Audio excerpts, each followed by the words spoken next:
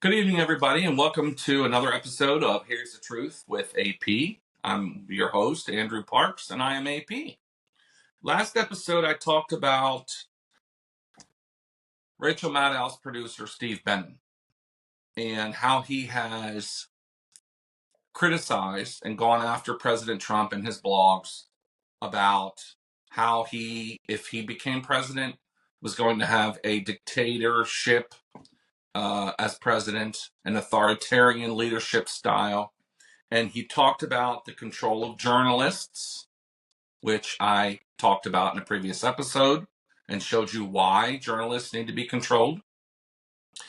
He cited that Trump wants to seize control of governmental agencies, which currently work independently. And in my previous episodes, I showed you why they need to be controlled, because they are gone rogue.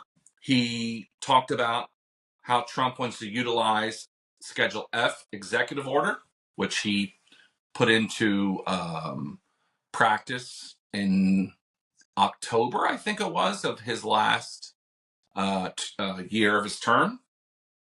And he cited radical immigration plans by President Trump. So tonight, I wanted to talk about what he says are radical immigration plans. And I want to respond to those. The three things that he lists as radical in Trump's immigration plans are: number one, the separation of families; number two, rounding up illegals that are already here and deporting them; and number three, he lists the Muslim ban. In one of his blogs, he said that President Trump has said Obama separated families, and it was a horrible, terrible plan that the Democrats gave us, and Benin accused him of lying. Okay?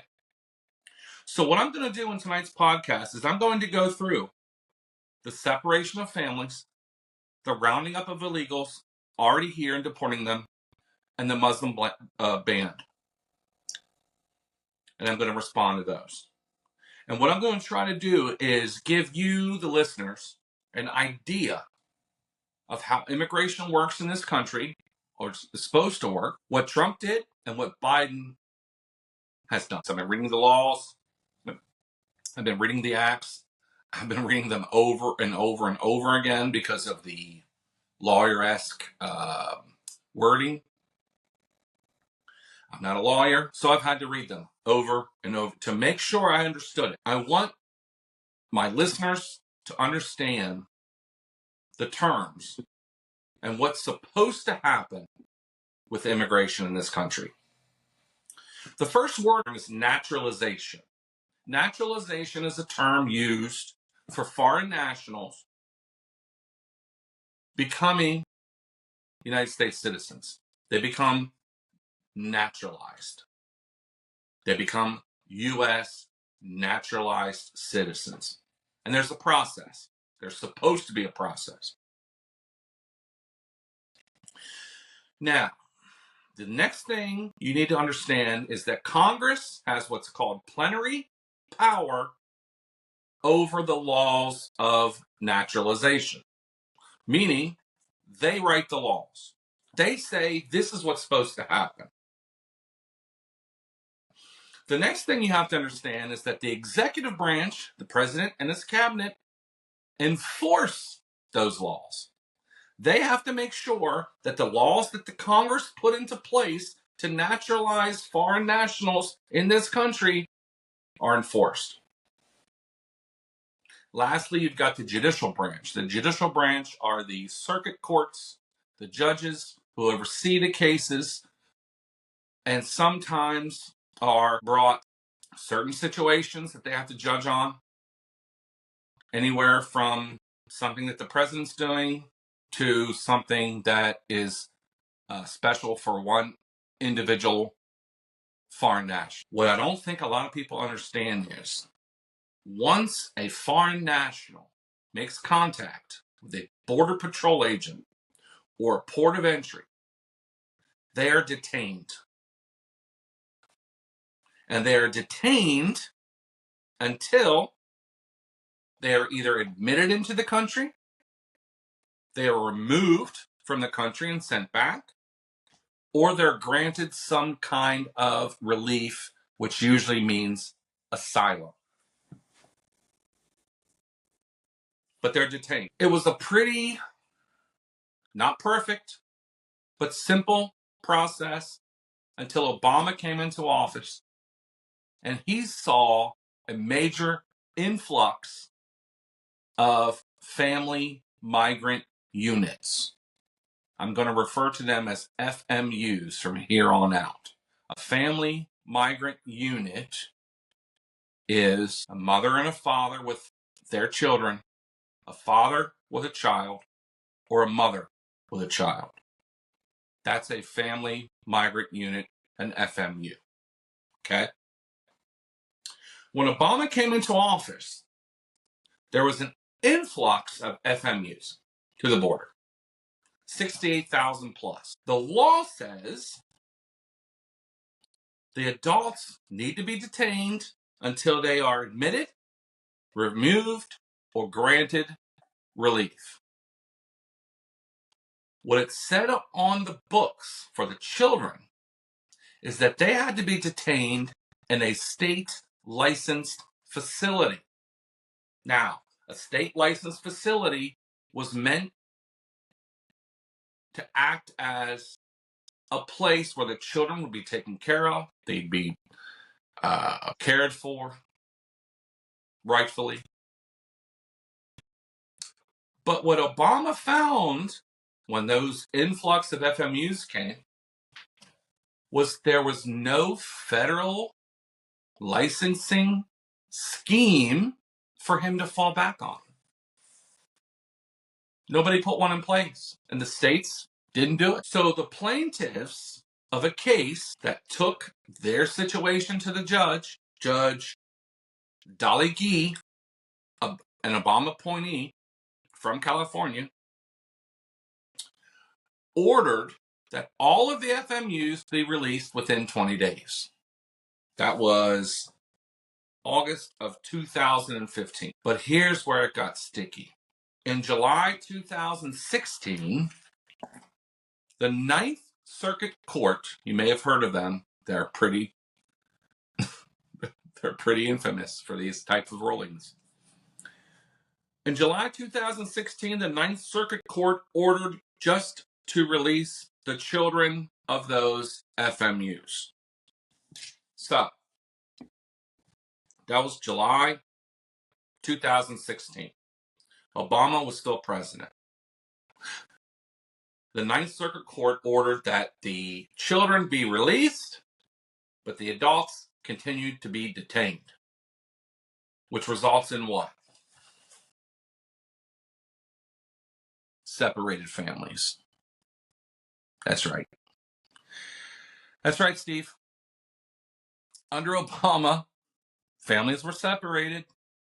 Trump was right, again, but you decided to print in your blog, for God and everybody, as the producer of the Rachel Maddow show on MSNBC, that was a brazen lie by Trump. No, it wasn't.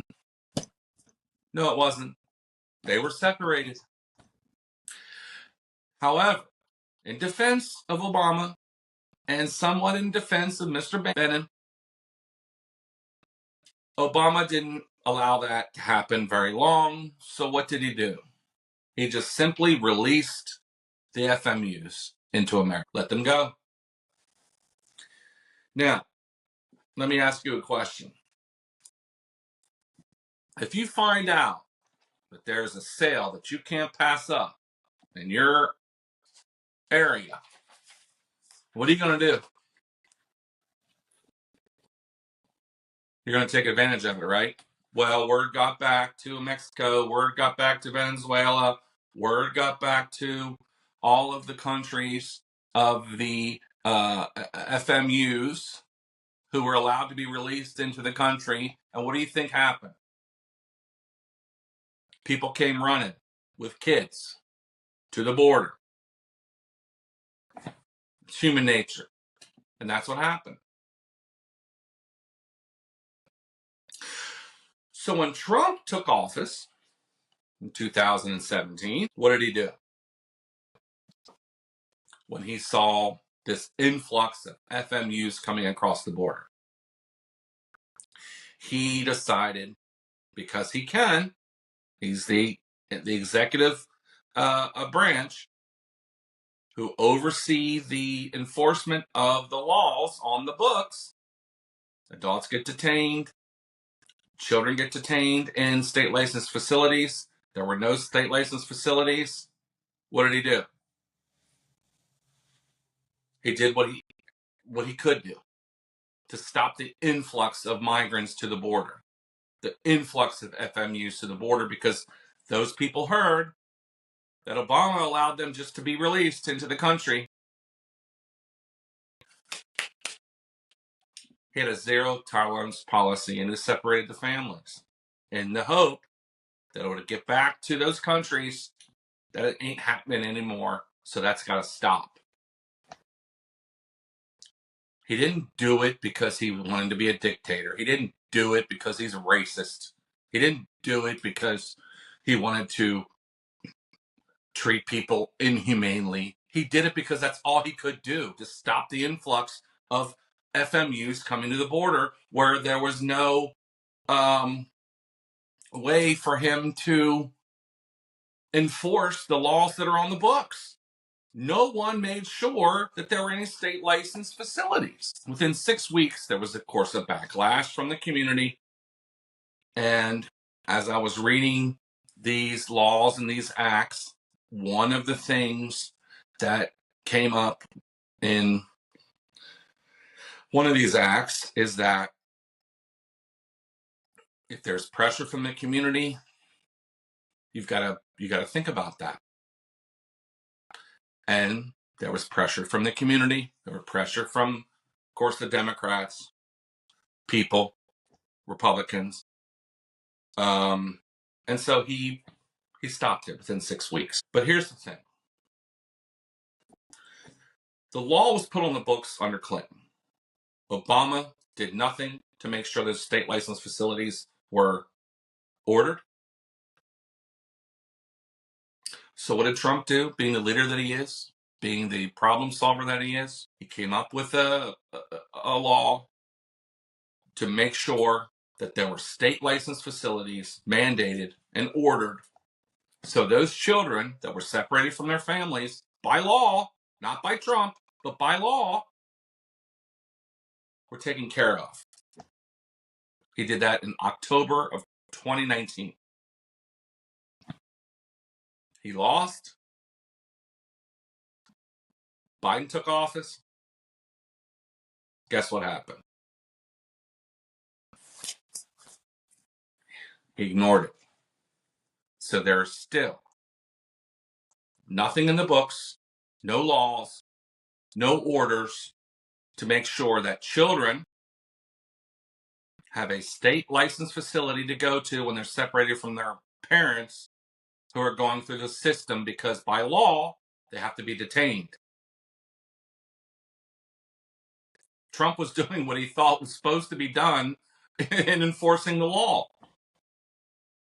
But yet you, Mr. Bannon, you want to call him a dictator. You want to call him an authoritarian. No, he's following the law that the Democrats, he's right, that the Democrats put on the books. How do I know the Democrats put it on the books? When the law was redone in 2007 and 2008, Congress wrote it, and Congress was both Democrat and Democrat. House of Representatives were Democrat, Senate was Democrat. They wrote the law. So when he said the Democrats gave it to us, he's right. When he said Obama's administration separated families, he's right. You're wrong. Again, I have to do your research for you. This is getting old, Mr. Bannon. Just do a little research. Tell people the truth. Don't just slam Trump with some brazen, stupid comment without explaining it. So now here we are. we still have a system where the adults are supposed to be detained and the children are supposed to be detained in state licensed facilities. If you want to read more about it, I will urge you to go to federalregional.gov and look at apprehension, processing, care, and custody of alien minors and accompanied alien children. You'll see it right there. So when Trump, it's funny, when Trump tried to do the right thing, y'all slam him. When Trump tried to follow the law that's in the books, that the Democrats put in the books, y'all slam him. Call him a liar. Call him a dictator. And he had a plan and process to make sure that there were state licensed facilities for children when they're detained. And you, Biden, you did away with it. But it gets worse. So let's go back to the detainment process of what's supposed to happen. So when any foreign national comes in contact with any border patrol or port of entry, they're supposed to be admitted, removed, or granted some form of relief. And while they're doing that, they're detained. And the children are supposed to be in a state licensed facility. When Biden came into office, guess what he did? And this is the impeachment situation that's going on right now. His administration completely ignored the law of detainment and just allowed people to come in. They're coming in droves. There's no detainment happening. Maybe if they find someone who's a criminal or whatever, but everybody's coming in. Okay. There are reports of him even flying in foreign nationals into airports so they don't have to go through port of entry or border patrol. It's bad. It's bad. The numbers are up to 10 million, 11 million now while Biden's been in office of foreign nationals coming into this country without going through any of the process that the laws say they have to go through. It's not being done. And that's why Eric Adams, the mayor of New York, and the governor of Illinois are complaining to Biden. They're saying, stop. We can't handle this anymore. We can't handle any more migrants in New York. And that's a whole other podcast. What goes on once they get to New York, what goes on once they get to Illinois. And you've got DeSantis down in Florida, who's doing the right thing. He and the Texas governor, they're shipping them out. Why are they shipping them out? Because those states were the sanctuary city states, weren't they? And now they're complaining. And we, the Republicans, said, it's a bad idea. Sanctuary cities is not a good idea. It's not. Now, on top of all this, what's really complicated things is the influx of sex trafficking. That's why the addendum was written in under Bush, because of the alarming number of sex trafficking victims that is occurring. We've got families coming across the border with children, quote unquote, and we found that a number of these, an alarming number of these, aren't their children. They are victims of sex trafficking. You Democrats, you say you're the humanitarians. You say you're the tolerant bunch. You say you're for human rights. And then you question why Trump wants to separate families at the border, which it is on the books as law. But he wants to do it because of the sex trafficking that's going on. It's a problem. You're only doing it to paint him as an evil dictator, but you don't do the due diligence like I have, Mr. Benin. I'm doing your work for you. And you're a producer of a freaking cable news show. So yeah, the zero tolerance, do we need that right now? Uh-huh. You know, you've all slammed Trump when he said, immigrants are poisoning the blood of our country. He's racist. Benin's talked about it. Rachel Maddow's talked about it. Joe Scarborough's talked about it. Every liberal, y'all's head exploded. Let me give you some statistics as to why Trump said immigrants are poisoning the blood of our country. Number one, sex trafficking. Major problem. If it wasn't a major problem, I wouldn't have been at a school in Florida and had a sex trafficking group come to us and talk to us about how important that issue is. Number two, drugs. Fentanyl is coming across our border. Okay? Fentanyl. You've heard of it in the news, but I'm going to give you some real statistics. I'm going to give you the number of fentanyl deaths in this country between 2016 and 2022.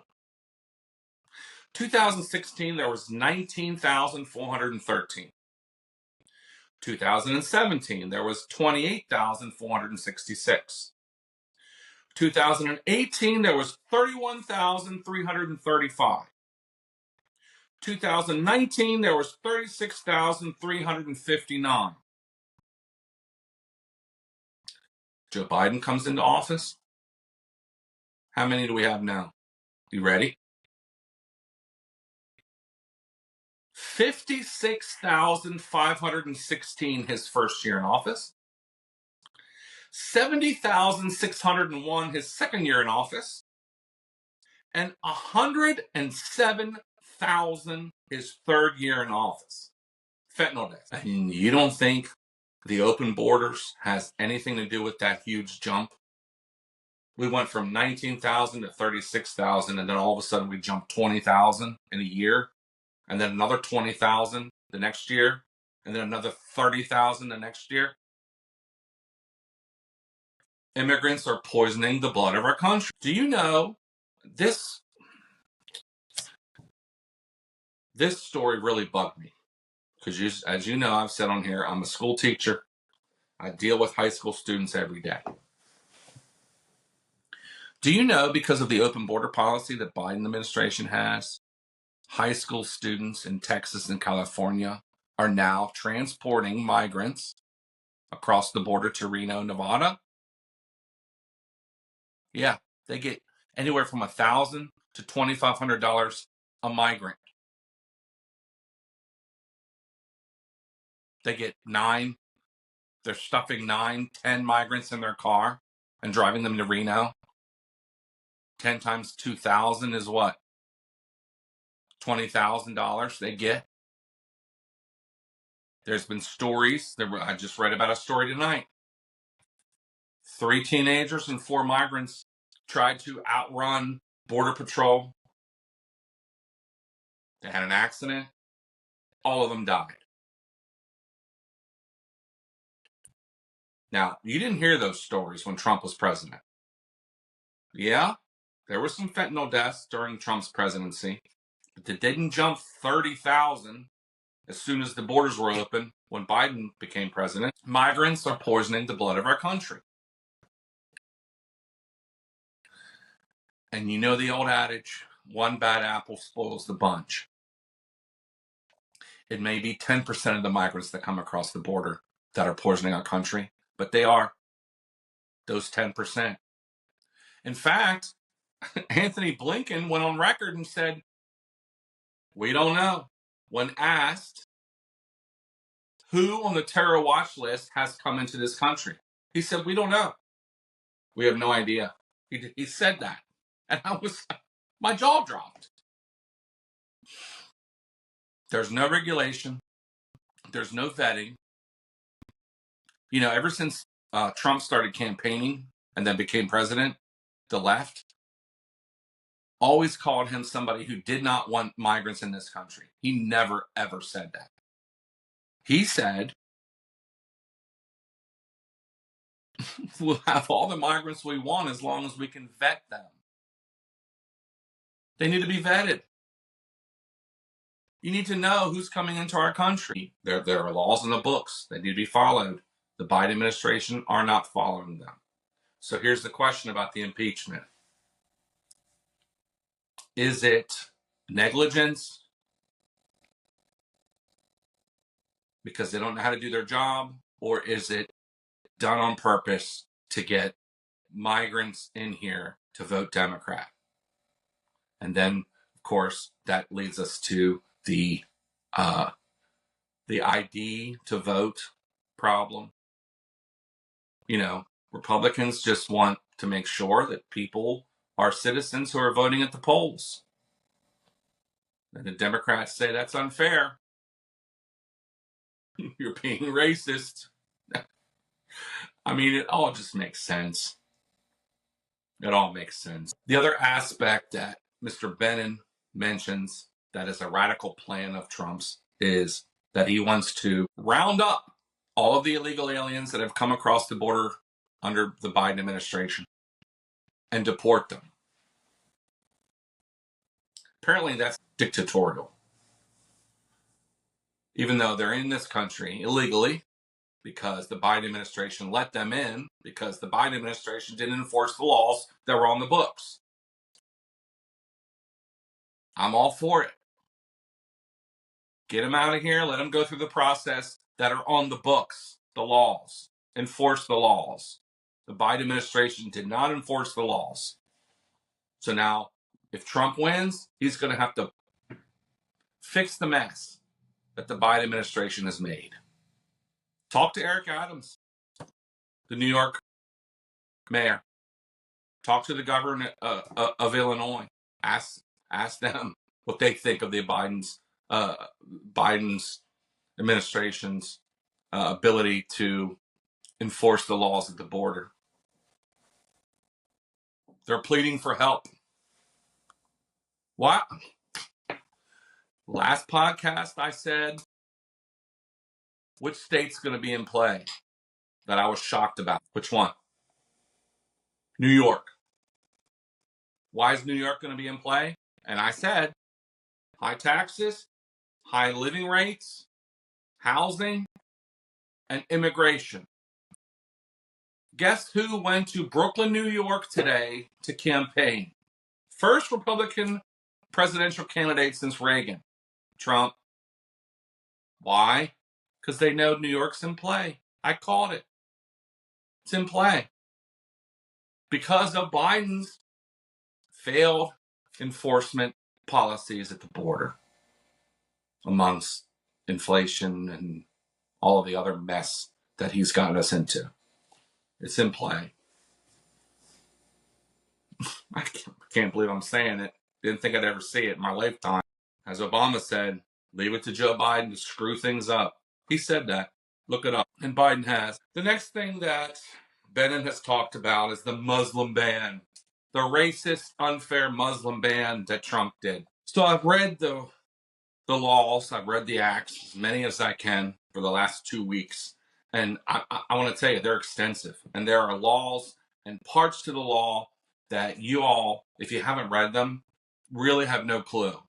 Like, there are certain laws in place that if a certain country is not doing certain things with regards to sex trafficking and a plethora of other things, then those people can't be allowed into our country. It's on the books. And so when Trump made the Muslim ban, he was thinking of the country. He said, I'm going to ban Muslims from entering this country until we figure out what's going on over there. And if you read the laws and the acts that are on the books, it makes perfect sense.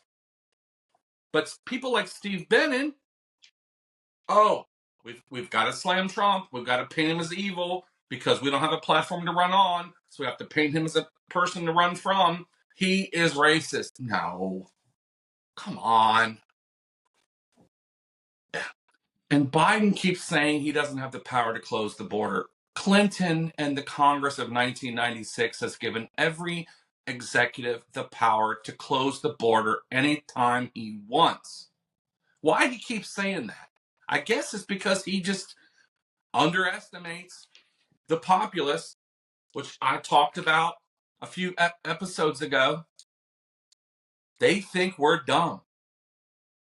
In his State of the Union address, that's the gist of immigration and how Benin is wrong and the left is wrong about painting Trump as an authoritarian when it comes to a radical immigration plan. I mean, at this point, any plan is radical to the left because Joe Biden has never had one, or at least he's never enforced the ones that are on the books. So yeah, any plan's radical. You people in New York, you people in Illinois, DeSantis has got Florida covered. If you want to stop this craziness of immigrants coming into your country and taking your tax dollars to take care of them, vote Trump. That's why he was in Brooklyn today, because New York's in play. I love it. Well, I hope I covered everything about immigration that needs to be covered so you can better understand all of the idiosyncrasies. And let me tell you, there are hundreds of more aspects, but I wanted to just stick to the parts of immigration that are in the news, that are part of the slams that Trump is getting, criticisms that Trump is getting, and the things that Biden's not doing. And I appreciate you hanging with me. Next episode, I'm going to talk about the fifth thing that Mr. Bannon says Trump is going to be a dictator about, and that is hire right-wing lawyers who will be positioned to help Trump politicize federal law enforcement and exact revenge against his perceived political foes. So what I'm going to do from now until next week is I'm going to look at those people that Trump wants to, according to Bannon, exact revenge. That is Chief of Staff John Kelly, Attorney General William Barr, Team Trump attorney Ty Cobb, Joint Chiefs of Staff Chairman Mark Milley, and the Biden family. And hopefully I'll have some reasons as to why Trump wants to investigate them. And I'm sure it's going to be good. So thanks again, and I'll see you next week.